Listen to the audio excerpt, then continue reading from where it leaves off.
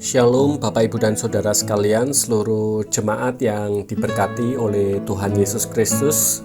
Pada minggu yang baru ini kembali saya mengajak saudara untuk belajar kebenaran firman Tuhan dalam seri pembelajaran kitab Korintus.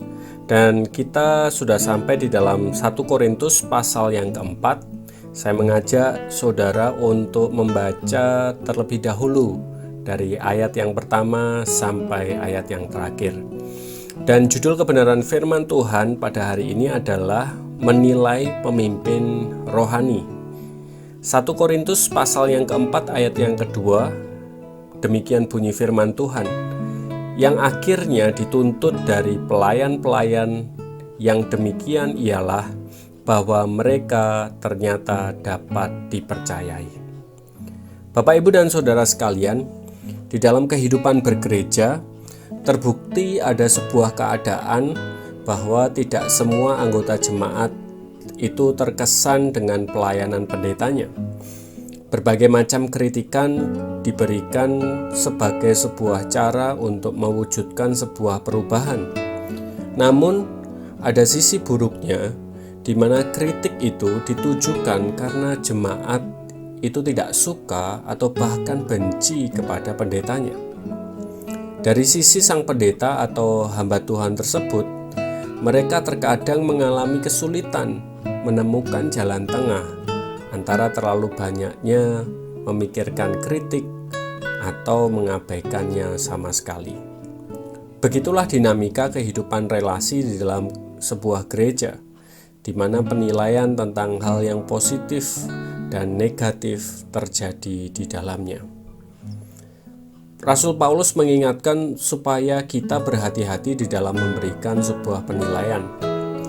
Konteksnya adalah Paulus ini dikritik karena metode atau gaya pelayanannya dan juga kinerjanya sebagai seorang pemimpin jemaat.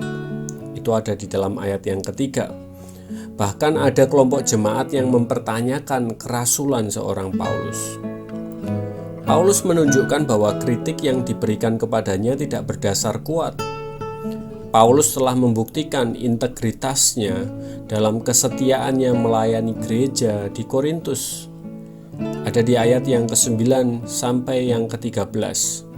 Dan bahkan jemaat Korintus telah mengalami pelayanan tersebut secara langsung. Paulus mendesak gereja di sana untuk mengesampingkan semangat mengkritisi pemimpin rohani dan menerima dia baik sebagai rasul maupun panutan. Pelajaran bagi kita sebagai seorang jemaat adalah berhati-hatilah di dalam menilai seorang pemimpin rohani. Hal ini bukan berarti seorang hamba Tuhan itu anti kritik atau tidak bisa dikritik, melainkan memahami kehidupan seorang hamba Tuhan dalam sudut pandang yang luas. Sering jemaat itu terburu-buru memberikan sebuah kritikan berdasarkan informasi yang tidak lengkap atau bahkan tidak akurat. Atau ada jemaat yang menjadi tidak acuh terhadap pengabdian para hamba Tuhan dan apapun yang mereka lakukan. Mari kita menghargai seorang pemimpin rohani sebagai hamba Kristus yang dipercayakan sebuah tugas pewartaan kebenaran demi pertumbuhan iman jemaat. Ini pun menjadi sebuah introspeksi bagi diri saya secara pribadi dan juga saudara yang menjadi seorang pemimpin rohani, untuk kita terus setia mengemban tugas ini dengan kesetiaan. Puji nama Tuhan, mari kita berdoa bersama.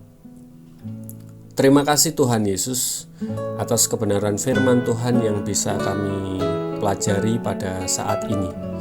Kami rindu untuk mendukung para pemimpin rohani kami dalam setiap tugas yang mereka lakukan untuk mewartakan kebenaran, untuk menggembalakan jemaat, untuk memimpin dan mengarahkan jemaat kepada kebenaran. Kami rindu untuk mendukung mereka. Kami serahkan para pemimpin rohani kami ke dalam tangan kuasa-Mu.